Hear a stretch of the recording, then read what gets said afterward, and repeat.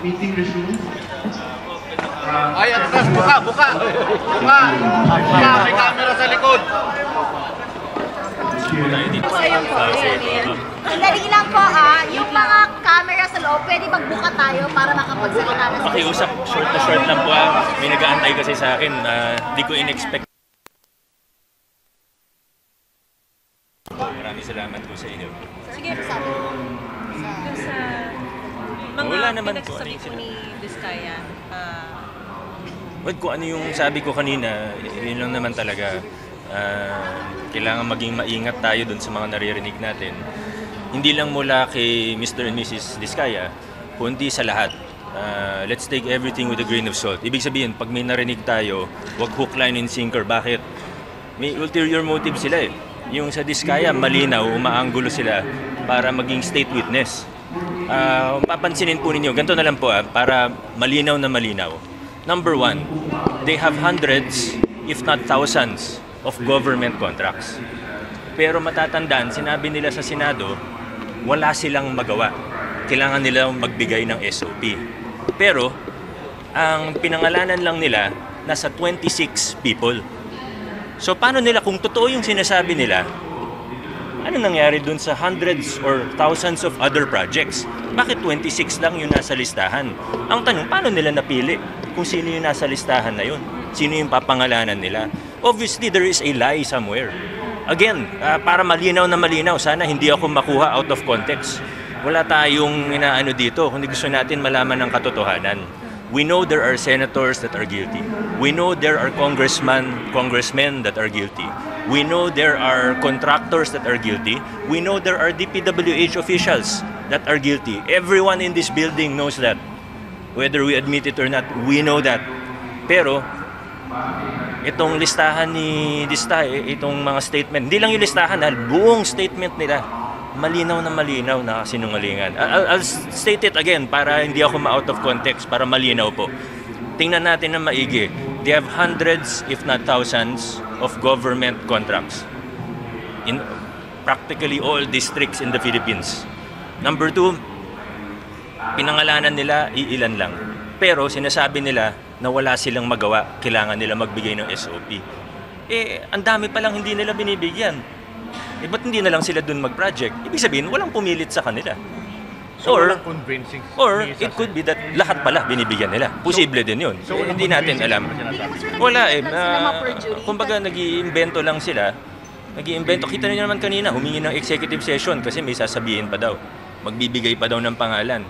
Nung sinabi ni, sinong congressman ba yun? Congressman Laila, hindi, walang executive session. Biglang sinabi niya, hindi ko lang pala alam kung ano ibig sabihin ng executive session. So, malinaw na malinaw eh.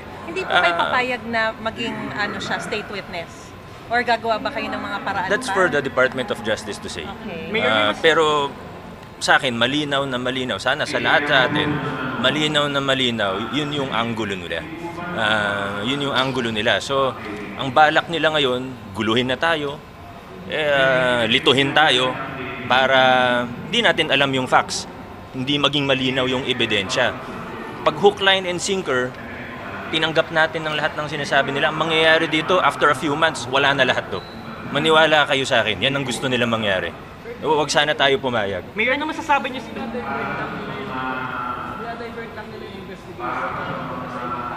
Mayor, camera please. That's what I mean when I say ginugulo lang nila tayo, nililito lang nila tayo. Kailangan maglabasan tayo ng ebidensya dito.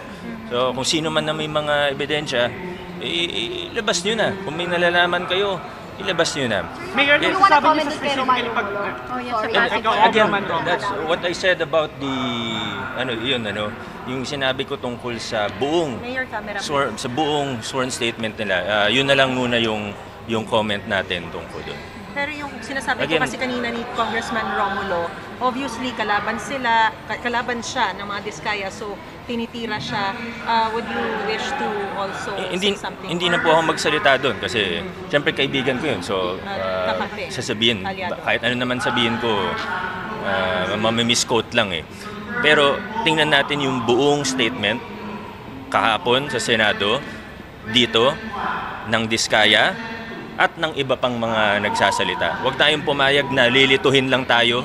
Huwag tayong pumayag na guguluhin lang tayo.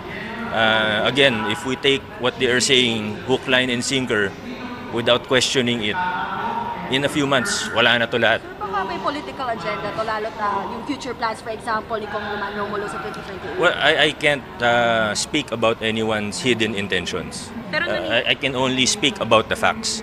And the facts clearly show that they are lying. Naniniwala kayo na meron pang ibang mga ikinukubli siyang mga tao na binayaran din, tumanggap din, pero hindi niya na sinasabi?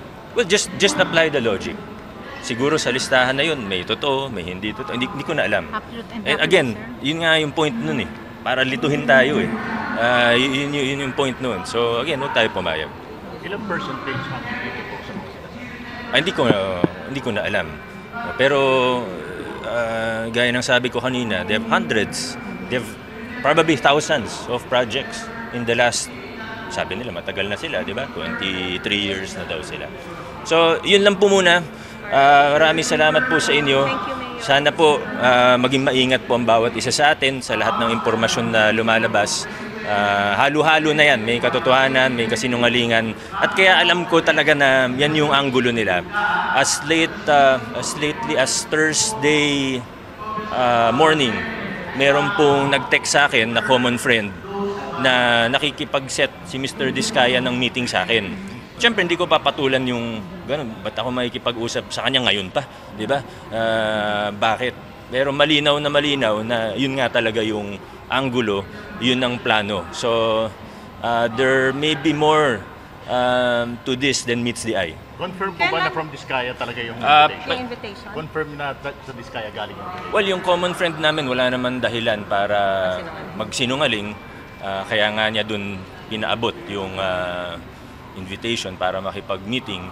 Pwede niyo siyang tanungin kung totoo na galing sa kanya. Bakit kayo gustong ma-meet nila? Hindi ko alam exactly kasi hindi naman natuloy yung meeting. Pero may nabanggit doon na state witness. So siguro iniisip niya baka makatulong ako sa kanya. Pero sa akin hindi. Dapat ilabas natin kung anong katotohanan. So pasensya na po. Medyo na-delay na ako. Opo. Maraming salamat. Thank you.